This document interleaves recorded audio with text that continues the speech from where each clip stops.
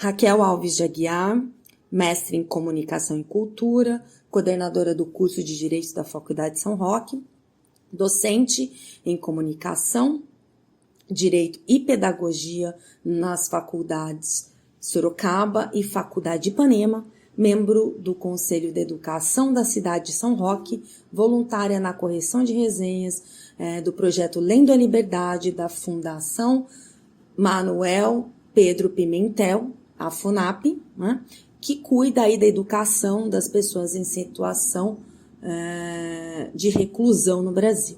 Como educadora, eu percebo que dentro desse Brasil, que contempla uma disparidade de conhecimento, entendimento do discurso sensacionalista, o discurso de informação e o discurso que é relacionado às políticas públicas, principalmente nesse momento que nós estamos passando, e a gente consegue pontuar a disparidade do entendimento da população, principalmente relacionada à política pública.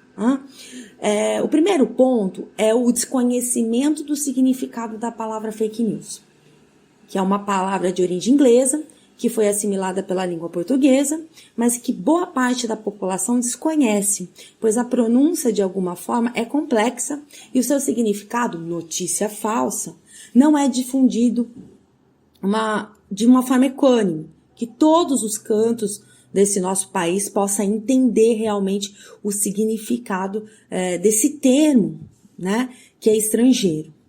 Na minha prática docente, eu enfatizo o conhecimento dos lugares de pesquisa e pontuo a criticidade e o filtro na utilização das plataformas, né, que são utilizadas via internet, que podem ser acessadas pelo computador, que podem ser acessadas pelo celular. Né?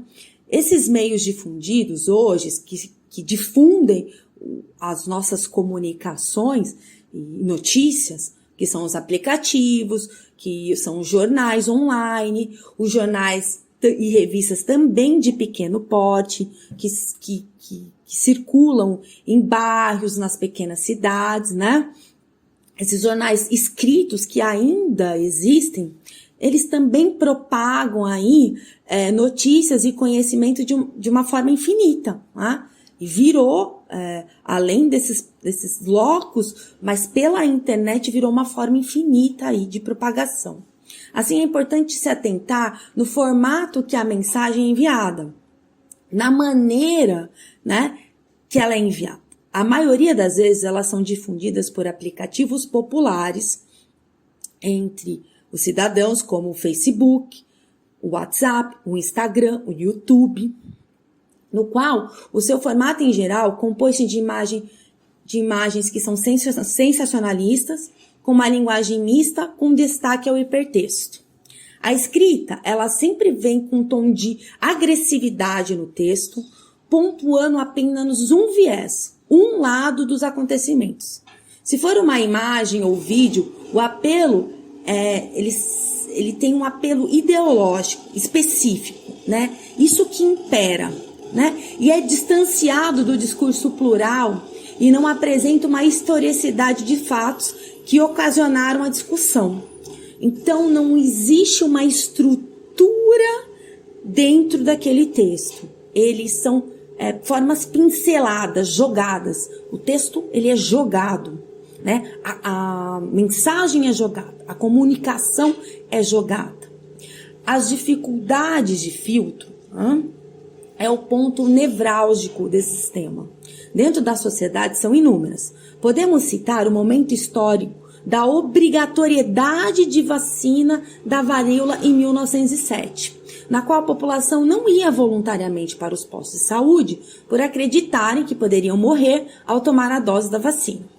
A história se repete com a vacina contra a gripe em 1930, que antes da descoberta, vários jornais da época,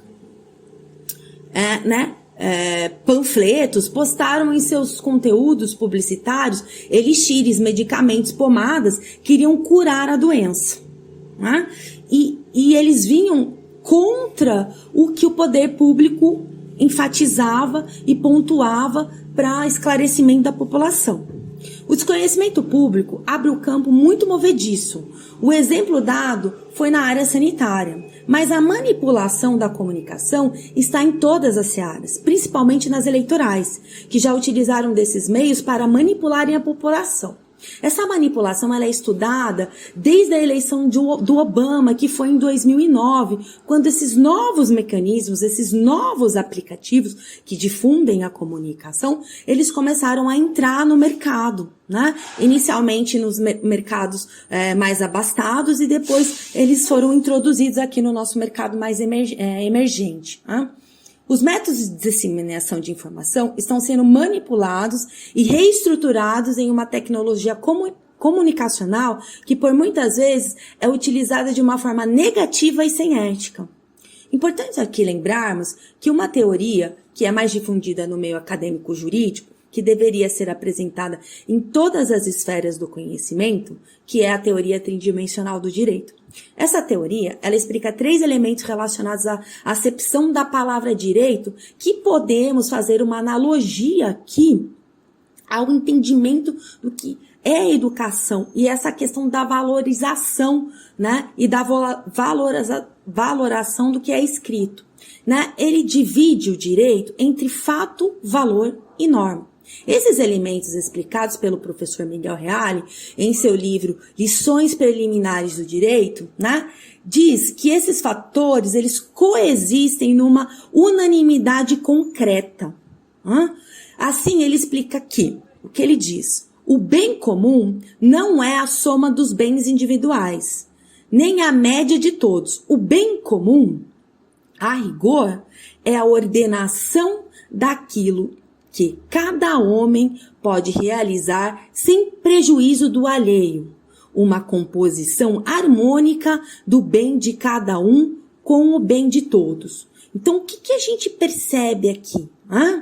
Que dentro das fake news, os fatos são apresentados com uma deturpação do valor que não condiz com a norma legal, contra os valores e princípios constitucionais que já estão, né, pontuados na nossa Constituição Federal e contra os princípios e costumes da maioria da população brasileira, concretizando, dentro do que entendemos por disseminação, propagação em massa, de uma história negativa, até que se prove o contrário. A falta de formação imparcial de certa população, imperando o impulso, pois por falta de leitura em seu inteiro teor das notícias propagadas e uma rápida leitura nas letras garrafais, o desconhecimento dos atores, dos personagens ou até das personalidades reais faz com que a população dissemine o que podemos pontuar como fofoca cibernética, criando problemas estruturais sérios, difamando, injuriando e caluniando pessoas. Pesquisas científicas, inviabilizando processos democráticos de forma criminosa, descredenciando autoridades estatais, científicas e de normas jurídicas existentes na sociedade brasileira. Muitos cidadãos desconhecem que podemos relacionar vários crimes por um compartilhamento da notícia falsa. Este é um hábito que deve cessar. O filtro, ele deve ser aplicado dentre das seguintes indagações: atentar-se ao meio enviado, se é de jornal de carreira, se é uma Folha de São Paulo, se é um Estadão, se é o G1, a Globo. Observar o hipertexto sensacionalista, erros de português, em que no momento político essa mensagem está sendo enviada. Em que momento é esse? Se é perto das eleições, né? Se são julgamentos que viraram públicos. Quais são os atores do contexto? Se essa mensagem possui um link, cuidado, pode ser vírus ou pessoas tentando se apropriar das suas senhas pessoais. Maioria das vezes essas mensagens elas vêm em formato de SMS, com o intuito de furtar seu dinheiro e apropriar-se dos seus aplicativos. Reutilizá-los para difundir pornografia infantil.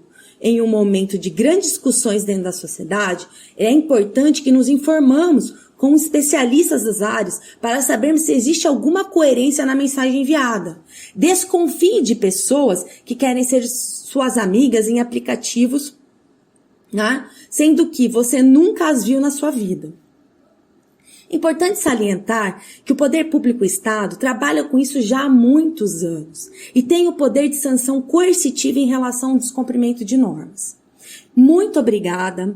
Esta é uma luta da Escola de Comunicações e Artes da Universidade de São Paulo contra a proliferação de desinformação pela fake news.